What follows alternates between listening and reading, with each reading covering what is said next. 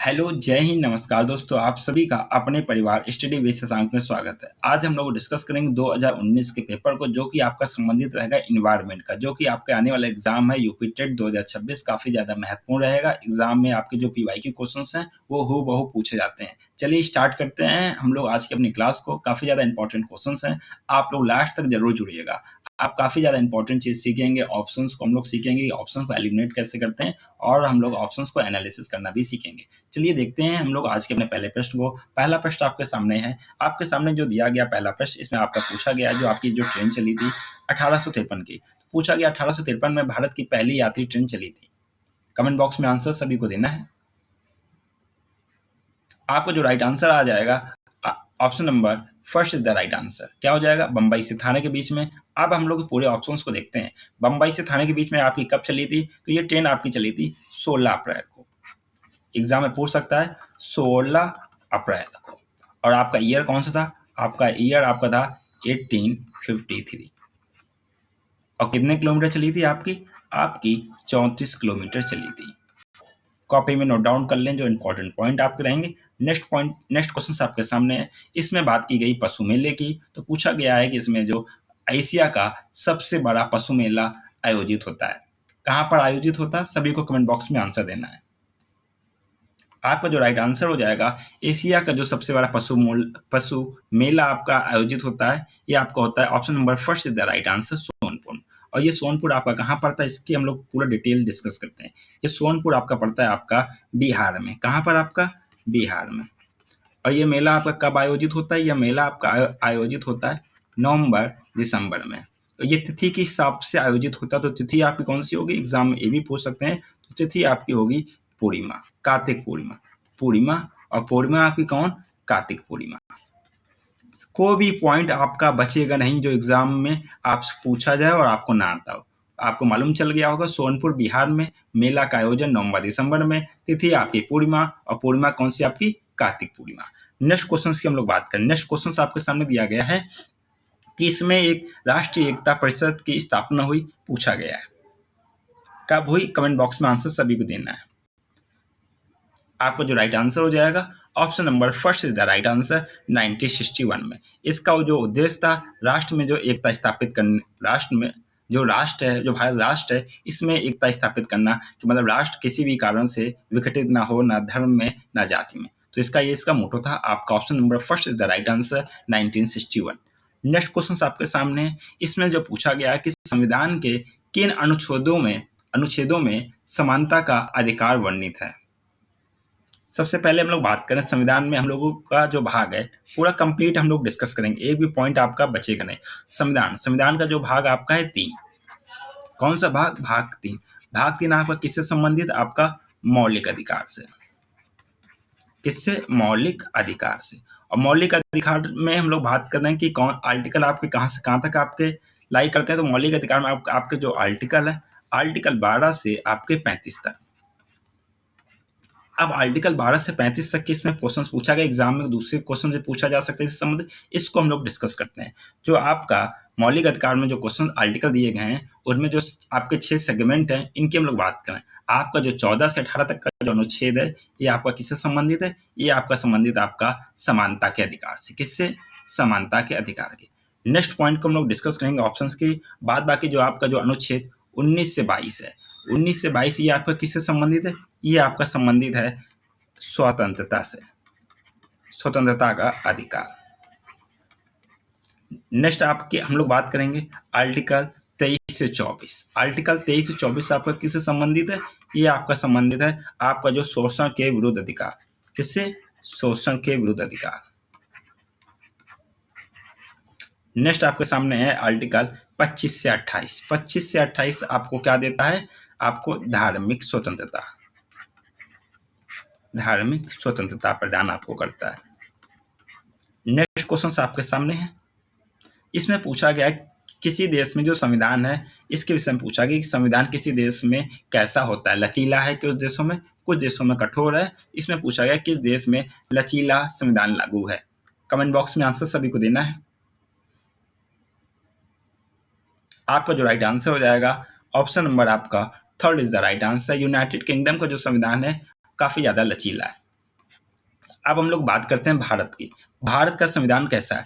तो हम लोगों ने जो संविधान की जो विशेषताएं हैं, उसमें जो भारत का संविधान है वो लचीला कैसा है? लचीला और कठोर। लचीला और कठोर। अब ये लचीला और कठोर कैसे? जो संविधान संशोधन की प्रक्रिया है वो 3 घटकों से होकर जाती है। एक तो आपका होता है 3 घटक कौन कौन से हैं, इसको लचीला एवं कठोर भारत का संविधान क्यों है, इसके विषय में हम लोग बात करें। किसके विषय में? भारत के विषय में लचीला एवं कठोर क्यों। संविधान संशोधन के माध्यम से लचीला एवं कठोर कहा गया। कुछ संविधान के विधेयक हैं वो साधारण बहुमत से ही पास हो जाते हैं। कैसे? साधारण बहुमत से। कुछ में उसमें 2/3 बहुमत होता है, और आपका एक जो तीसरा टर्मिनोलॉजी आपकी 2/3 बहुमत प्लस स्टेट का बहुमत, ये इसको क्या बनाता है? कठोर बनाता है। इसलिए आपका लचीला एंड कठोर। नेक्स्ट क्वेश्चन आपके सामने है, निम्नलिखित में से किस प्रदेश में आपके रेंडियर पाए जाते हैं? रेंडियर क्या है? रेंडियर आपका एक पशु है, और ये कहाँ पर पाए जाते हैं? कमेंट बॉक्स में आंसर देना है सभी को। आपका जो राइट आंसर हो जाएगा option number D is the right answer, tundra प्रदेश में। अब रेंडियर पशु का उपयोग टुंडा प्रदेश में कैसे, वहाँ के लोग कैसे करते हैं? तो रेंडियर का जो उपयोग करते हैं वहाँ के जो लोग होते हैं, ये जैसे मालगाड़ी बना लेते हैं। तो रेंडियर क्या पशु है, तो मालगाड़ी को क्या करता है? ये खींचता है। दूसरी हम लोग बात कर रहे हैं, जो रेंडियर की जो खाल होती है ये काफ़ी ज़्यादा गर्म होती है। रेंडियर की खाल होती है ये काफ़ी ज़्यादा आपकी क्या होती है? गर्म होती है। तो यहाँ के जो लोग निवासी हैं, जो रेंडियर की जो खाल है इसको ओढ़ लेते हैं और ठंड से इनका बचाव होता है। नेक्स्ट प्रश्न आपके सामने, इसमें बात की गई कि निम्नलिखित में से कौन सा शीतोष्ण घास का मैदान नहीं है? शीतोष्ण घास का मैदान मतलब शीतोष्ण मतलब क्या? ऐसा क्षेत्र जहां हल्का ठंडा और हल्का गर्म हो। शीत प्लस उष्ण, उष्ण मतलब गर्म होता है, शीत मतलब ठंडा। कौन सा मैदान नहीं है? आपका जो राइट आंसर हो जाएगा शीतोष्ण घास का मैदान आपका नहीं है। Option number first is the right answer, कंपो जो आपकी घास है, कंपोज घास। ये कैसी घास है? ये आपकी उष्ण घास। कैसी? उष्ण घास का मैदान है आपका। अब हम लोग बात करेंगे कि जो कंपोस्ट घास है ये आपकी कहाँ पाई जाती है? तो आपकी जो कंपोस्ट घास है ये आपकी पाई जाती है ब्राजील में। अब हम लोग जो दिए गए ऑप्शन से इनको हम लोग डिस्कस करते हैं बिल्कुल कंप्लीट। डाउन्स आपकी कहाँ पाई जाती है? डाउन्स आपकी पाई जाती है ऑस्ट्रेलिया में। पेडीज आपकी पाई जाती है आपकी यूएसए में, और आपकी जो पंपास पाई जाती है ये आपकी पाई जाती है अर्जेंटीना में। नेक्स्ट क्वेश्चन को हम लोग डिस्कस कर रहे हैं। इसमें बात की गई कि जनसंख्या के आकार के अनुसार सबसे बड़ा महाद्वीप क्या है? इसमें क्षेत्रफल की बात नहीं की गई, इसमें सबसे ज्यादा आपको क्वेश्चंस को ध्यान से पढ़ना है। क्वेश्चंस क्या? जनसंख्या की बात की। जनसंख्या के आधार पर सबसे बड़ा महाद्वीप आपका कौन सा है? आपका राइट आंसर हो जाएगा। आप लोग एलिमिनेट भी कर सकते हैं कि आपका जो 2 विश्व में सबसे बड़े देश है जनसंख्या के मामले में वो कौन है आपके? वो आपके कौन है? आपके चाइना एंड इंडिया। एक चाइना, दूसरा आपका इंडिया। तो जब ये दोनों दोस्त एक ही महाद्वीप में है तो स्वाभाविक तौर पे उस महाद्वीप की जनसंख्या ज्यादा होगी। तो आपका जो राइट आंसर हो जाएगा आपका option number B is the right answer, Asia महाद्वीप। नेक्स्ट प्रश्न आपके सामने है।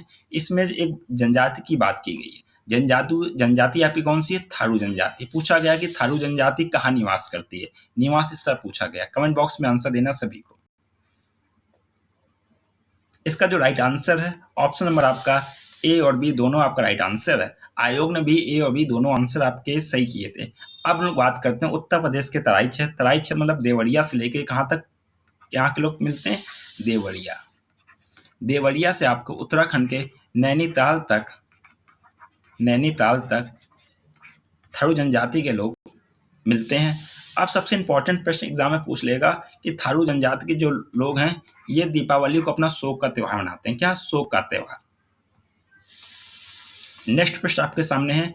इसमें पूछा गया कि जो आपका भिलाई इस्पात संयंत्र है ये स्थित है भिलाई। कमेंट बॉक्स में आंसर देना है। आपका जो राइट आंसर हो जाएगा Bhilai, option number B is the right answer, Chhattisgarh में। अब हम लोग बात कर रहे हैं कि भिलाई इस्पात संयंत्र की स्थापना कब हुई? तो भिलाई इस्पात संयंत्र की स्थापना आपकी हुई 1955 ईस्वी में। क्या किसी के सहयोग से स्थापना हुई? जी हाँ, बिल्कुल। आपका सोवियत संघ, उस वर्तमान आपका जो पूर्व का सोवियत संघ यूएसएसआर के सहयोग से। नेक्स्ट प्रश्न आपके सामने है। भारत में महिलाओं के लिए आरक्षण की व्यवस्था है? विधानसभा में आरक्षण महिलाओं को, मंत्रिमंडल में, पंचायती राज संस्थाओं में, या फिर आपका लोकसभा में? आपका जो राइट आंसर हो जाएगा पंचायती। कहां पर? पंचायती राज संस्थाओं में महिलाओं के लिए आरक्षण की व्यवस्था है। और कितनी आरक्षण की व्यवस्था है? आपका 1/3 आरक्षण की व्यवस्था है। नेक्स्ट प्रश्न आपके सामने है, किसी राज्य के राज्यपाल बनने के लिए न्यूनतम आयु होनी चाहिए। इसमें अर्हता की बात करें, एजिबिलिटी की, और एजिबिलिटी किस पे डिपेंड? आपकी एज पर। तो न्यूनतम आयु आपकी कितनी होनी चाहिए? कमेंट बॉक्स में आंसर देना है। आपका राइट आंसर हो जाएगा option number D is the right answer, 35। Next प्रश्न आपके सामने, इसमें आपको बताना कि जो ये आपकी जो व्यवस्था है, जैसे भारतीय संघ एक व्यवस्था है, भारतीय संघ, राज्य, नगर निगम, नगर ग्राम पंचायत, इसमें बताना कि कौन सा इसका जो प्रमुख होता है दिए गए ऑप्शंस के हिसाब से। ये आपके सामने ऑप्शन दिए गए हैं। ऑप्शंस को हम लोग ऐसे कर सकते हैं, A, B, C and D. Comment box में आंसर देना। भारतीय संघ का प्रमुख कौन होता है दिए गए ऑप्शंस के हिसाब से? वैसे तो राष्ट्रपति होता है, लेकिन दिए गए ऑप्शन में राष्ट्रपति नहीं दिया गया है, तो आपका प्रमुख क्या होगा? आपका प्रधानमंत्री होगा।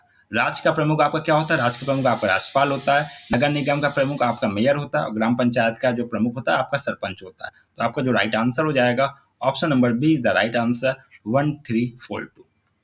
डियर स्टूडेंट, काफी इंपॉर्टेंट प्रश्न एग्जाम में काफी ज्यादा पूछे जाते हैं। इस पोर्शन में पॉलिटी काफी ज्यादा क्वेश्चन पूछे गए हैं। नेक्स्ट बात की गई है, आर्टिकल की बात की गई है। तो आर्टिकल आपका कौन है? आर्टिकल आपका 356। और क्या पूछा गया? प्रथम प्रयोग कब और कहाँ हुआ? सबसे पहले हम लोग बात करें कि हमारा जो संविधान है उसमें इमरजेंसी की बात की गई। उसी इमरजेंसी में आपकी एक इमरजेंसी आर्टिकल 356 के तहत दिया गया। और 356 आपका क्या है? किसी भी राज्य में जो आपकी जो संवैधानिक व्यवस्था अगर बिगड़ जाती है, तो राष्ट्रपति क्या करता है? वहाँ की जो शासन है उसको बर्खास्त कर देता है, शासन व्यवस्था को बर्खास्त कर देता है। इसी को हम लोग क्या कहते हैं? इसी को हम लोग राष्ट्रपति शासन कहते हैं। राष्ट्रपति शासन कहते हैं।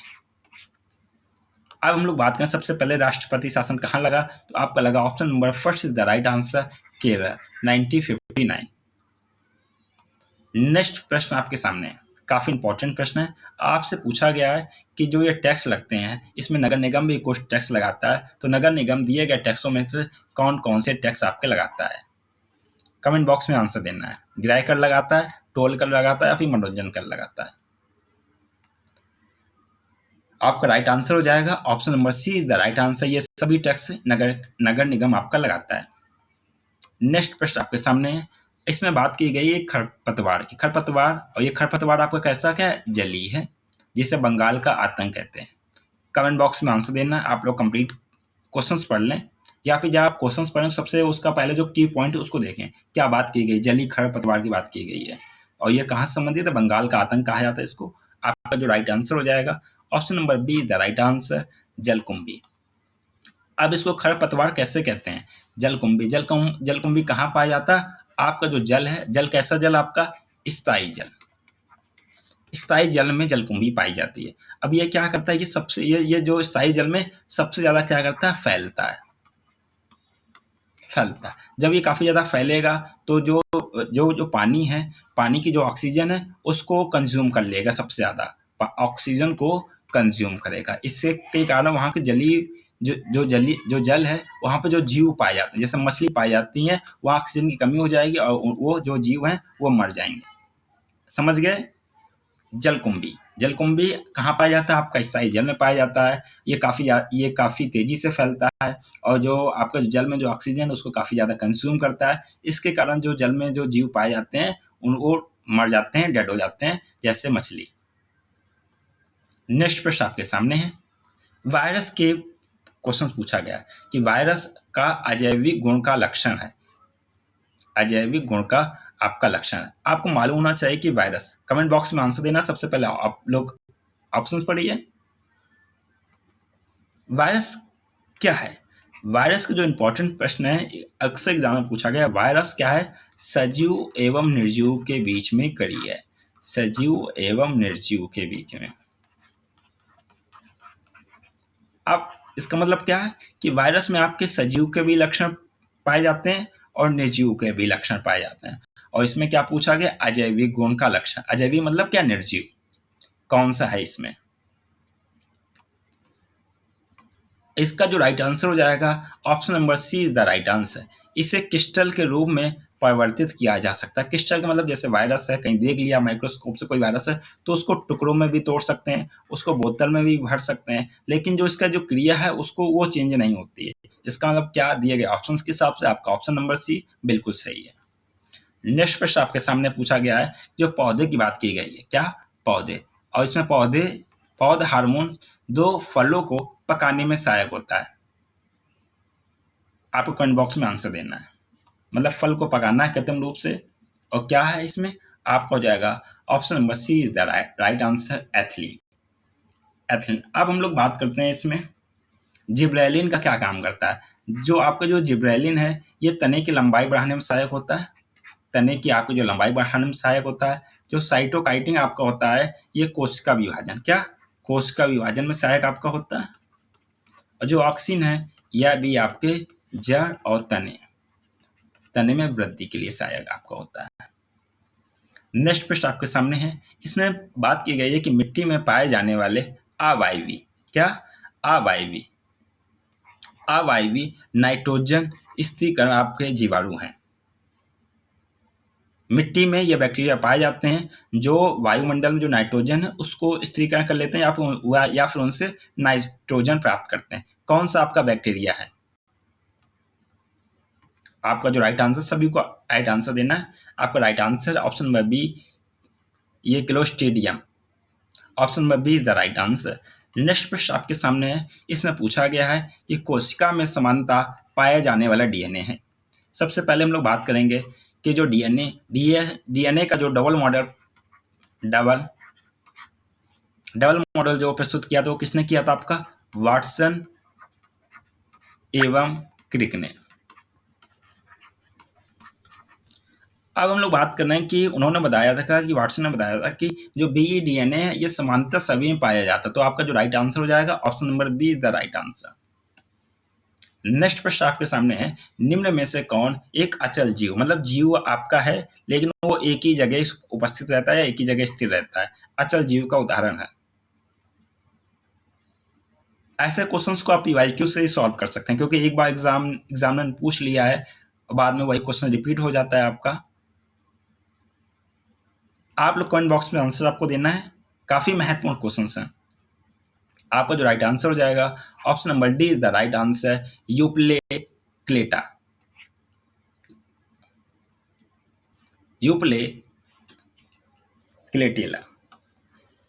अब ये सबसे पहले हम लोग बात करते हैं कि हम लोग जो जंतु जगत है इसको हम लोग क्या किंगडम में विभाजित कर रखा है। तो ये कौन से किंगडम में आपका आता है, एग्जाम में भी पूछ सकते हैं। तो ये आपका किंगडम में आपका आता है पोरीफोरा नाम का एक किंगडम है, वहां पे आता है पोरीफोरा किंगडम।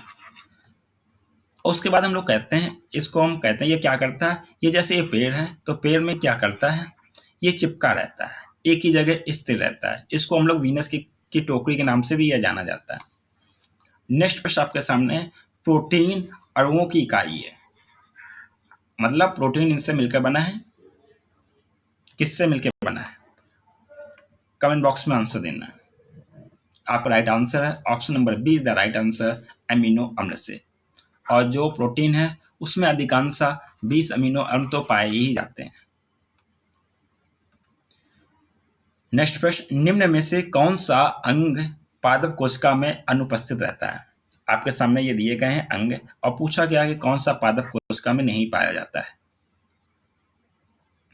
आपका जो राइट आंसर हो जाएगा option number C is the right answer, तारक का, जिसको सेंट्रोसोम भी कहते हैं इंग्लिश में।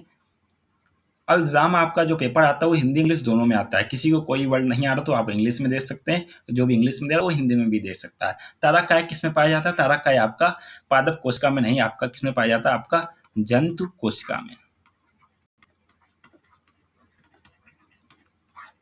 नेक्स्ट प्रश्न आपके सामने दिया गया है, मनुष्य के शरीर की सबसे बड़ी ग्रंथि है। आपको आंसर देना है। आपका राइट आंसर हो जाएगा option number C is the right answer, यकृत मनुष्य के शरीर की सबसे बड़ी ग्रंथि है। अब हम लोग बात कर रहे हैं पीयूष ग्रंथि। पीयूष ग्रंथि को मास्टर ग्रंथि के भी नाम से जाना जाता है। एग्जाम में पूछ सकता है कि मास्टर ग्रंथि आपकी कौन है, तो आप बताएंगे पीयूष ग्रंथि। और आपकी जो अग्न्याशय ग्रंथि है ये अंतःस्रावी और बहिःस्रावी, क्या अंत और बहिःस्रावी दोनों ग्रंथि। एग्जाम पूछ सकता है आपके अंत और बहिःस्रावी ग्रंथि कौन सी है, तो आपकी अग्न्याशय ग्रंथि है। और जो आपकी अधिवृक्क ग्रंथि, इसके विषय में बात कर रहे हैं। अधिवृक्क ग्रंथि क्या करती है, ये हार्मोन्स रिलीज करती है। कब, जब आप कोई तनाव आता है, घबराहट होती है, तब इससे संबंधित हार्मोन्स रिलीज करता है आपका अधिवृक्क ग्रंथि। नेक्स्ट प्रश्न आपके सामने, इसमें उत्तर प्रदेश काफी ज्यादा इंपॉर्टेंट, एग्जाम में डायरेक्ट प्रश्न पूछे जाते हैं आपको उत्तर प्रदेश से। तो पूछ लिया गया कि उत्तर प्रदेश का राज्य पक्षी है, आपको बताना कमेंट बॉक्स में। अब हम लोग कंप्लीट डिस्कस कर लेंगे उत्तर प्रदेश को। उत्तर प्रदेश का जो राज्य पक्षी आपका है, option number D is the right answer, सारस। अब हम लोग बात करेंगे इसका जो पशु है, पशु क्या है, पशु आपका है बारहसिंगा, बारहसिंगा।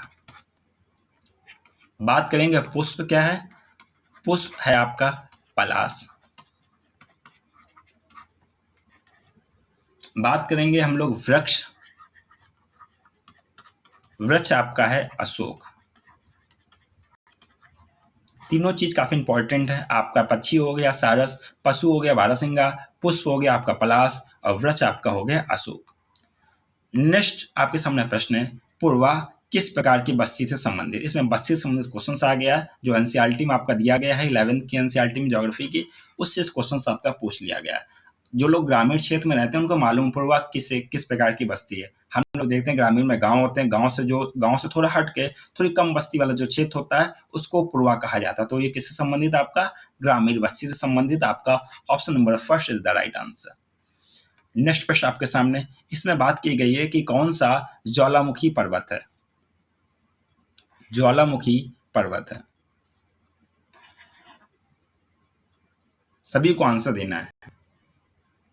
आपका जो राइट आंसर हो जाएगा option number C is the right answer, Kilimanjaro. Kilimanjaro ये आपका ज्वालामुखी पर्वत है, लेकिन ये इसमें कैसी स्टेट में, ये आपका इस समय निष्क्रिय स्टेट में, मतलब इसमें कोई भी लावा आपका नहीं निकलता है। अब हम लोग बात कर रहे हैं कि किलिमंजारो कौन से देश में, तो किलिमंजारो आपका है तंजानिया, तंजानिया में। बात करेंगे यूलार पर्वत आपका कहाँ पे, तो आपका जो यूलार पर्वत है ये आपका है रूस में। अपलेशियन पर्वत की बात करें तो अपलेशियन पर्वत आपका है यूएसए में, यूनाइटेड स्टेट ऑफ अमेरिका। और जो अरावली है मालूम ही सभी को, ये है आपका भारत। नेक्स्ट प्रश्न आपके सामने, द्वीप की बात की गई। द्वीप आपका कौन सा, एलिफेंटा। एलिफेंटा जो द्वीप है वो स्थित है कहाँ पर। आपका जो राइट आंसर हो जाएगा, कमेंट बॉक्स में सभी को राइट आंसर देना है। एलिफेंटा द्वीप आपका स्थित है मुंबई तट पर। यह एक ऐसा, यह एक पर्यटन क्षेत्र के रूप में विकसित है, पर्यटन। नेक्स्ट प्रश्न आपके सामने काफी इंपॉर्टेंट प्रश्न है। इसमें पूछा गया है मानसूनी वन, क्या मानसूनी वन पाए जाते हैं जहां आपकी वर्षा होती है। आपका जो राइट आंसर हो जाएगा, सभी को आंसर देना है। Option number D is the right answer, जहां आपकी वर्षा होती है 70 से 200 सेंटीमीटर, वहां पे आपके मानसूनी वन पाए जाते हैं। और ये मानसूनी वन में कौन कौन से वृक्ष आपके पाए जाते हैं, ये भी एग्जाम में पूछ सकता है, इनको भी आप लोग नोट डाउन कर लीजिए। इसमें आपके साल, सागौन, चंदन, सैतूत आदि वृक्ष पाए जाते हैं। ये इंपॉर्टेंट वृक्ष हैं। और सबसे इंपॉर्टेंट बात, ये मानसूनी वृक्ष किस स्टेट में पाए जाते हैं, तो आपका हो जाएगा वेस्ट बंगाल, एमपी, और थोड़ा बहुत आपका यूपी में भी, बहुत थोड़ा बहुत आपका पाया जाता है। नेक्स्ट प्रश्न आपके सामने है, कार्बी आपकी पठार की बात की गई है, तो इसमें पूछा गया कार्बी आंगलोंग जो पठार है ये किसका विस्तार है। ये आपका जो विस्तार है कार्बी आंगलोंग पठार, सबसे पहले बात करें इसकी लोकेशन क्या है। इसकी लोकेशन आपका नॉर्थ ईस्ट। और ये किसका विस्तार, ये आपका विस्तार है option number D is the right answer, प्रायद्वीप पठार का। डियर स्टूडेंट, ये हम लोगों ने डिस्कस की है आपका जो यूपी टेट का एग्जाम हुआ था, 2019 में इसके पीवाईक्यू क्वेश्चंस को हम लोगों ने डिस्कस किए, काफ़ी अच्छे तरीके से डिस्कस किया हम लोगों ने। इसके ऑप्शंस को भी एनालिसिस किया। एग्जाम में डायरेक्ट प्रश्न इससे पूछे जाते हैं। आप लोगों को नोट्स बनाने हैं, जो भी पॉइंट आपको समझ में ना आए कमेंट बॉक्स में जरूर बताना है। और कहना चाहूँगा कि जो भाई बहन फर्स्ट टाइम क्लास से जुड़े हुए हैं, अपने परिवार से जुड़े हुए हैं, तो आप चैनल को सब्सक्राइब करना ना भूलें। चैनल को सब्सक्राइब कर लें। आपका अपना चैनल, अपना परिवार, स्टडी विद शशांक, सब्सक्राइब कर लें। क्लास अच्छी लगी तो उसको लाइक कर दें तथा अपने फ्रेंडों के साथ में शेयर करें। एग्जाम में बिल्कुल हूबहू क्वेश्चन पूछे जाते हैं, आप लोग देखेंगे पीवाईक्यू क्वेश्चंस को। तो इसलिए आपसे मुलाकात होगी नेक्स्ट क्लास में। नेक्स्ट क्लास में हम लोग डिस्कस करेंगे और एक ही महत्वपूर्ण चैप्टर रखो जो कि आपके एग्जाम में के जो नंबर हैं वो आपको इनरिच करेगा। इसी के साथ में आपको जय हिंद, वंदे मातरम।